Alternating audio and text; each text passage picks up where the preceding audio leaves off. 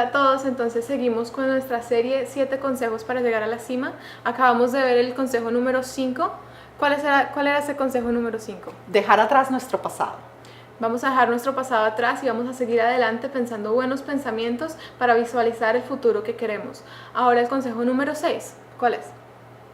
El consejo número 6 es perdonar a otras personas y perdonarnos a nosotros mismos. Eso es sumamente importante para poder seguir adelante y llegar a la cima. Qué interesante, cuéntanos más sobre este consejo, por favor. Muy bien, hay una frase que me gusta muchísimo que dice, lo que no dejas ir, lo cargas. Lo que cargas, te pesa. Y lo que pesa, te hunde. Así que practica el arte de perdonar, soltar y dejar ir. Me parece muy interesante porque de verdad nosotros a veces llevamos a cuestas una carga muy pesada de nuestras culpas o del daño que nos han hecho otras personas y eso realmente nos impide avanzar y seguir hacia la meta, hacia adelante.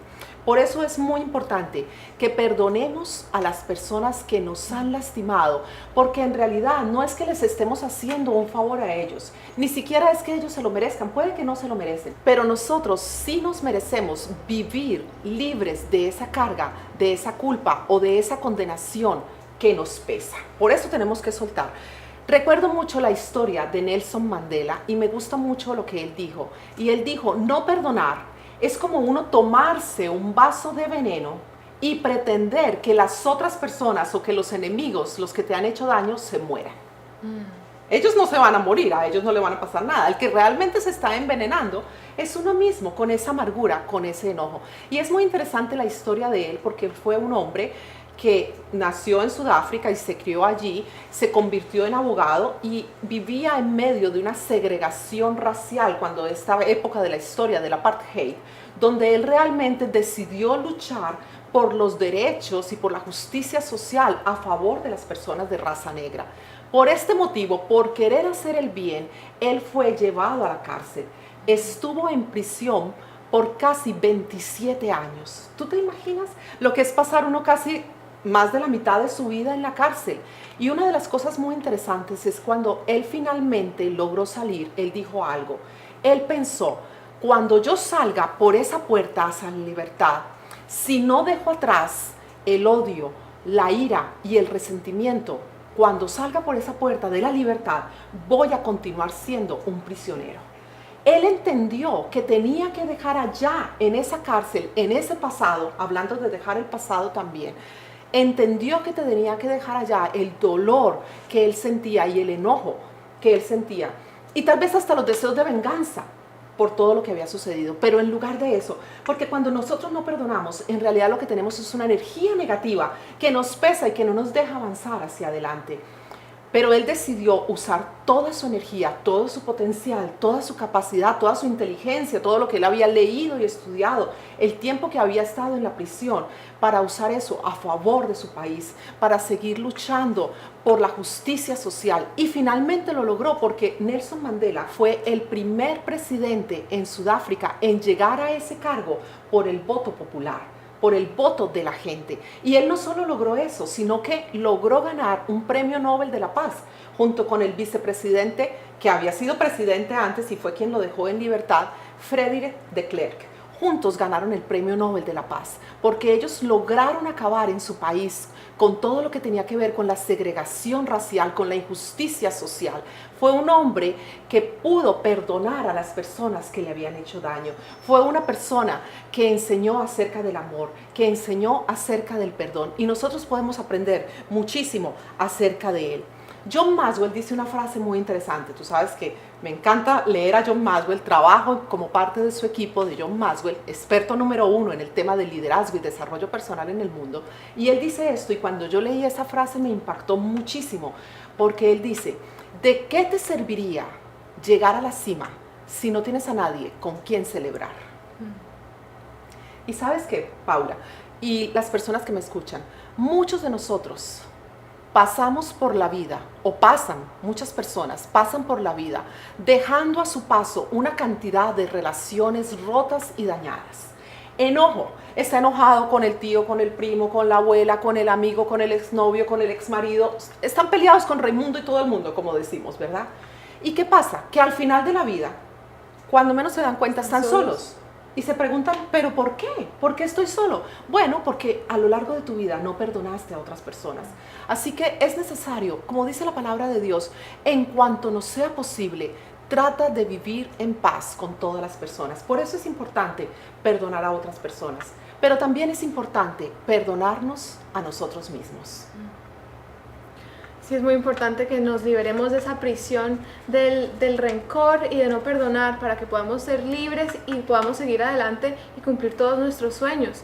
¿Cómo hacemos, Claudia, para perdonarnos a nosotros mismos?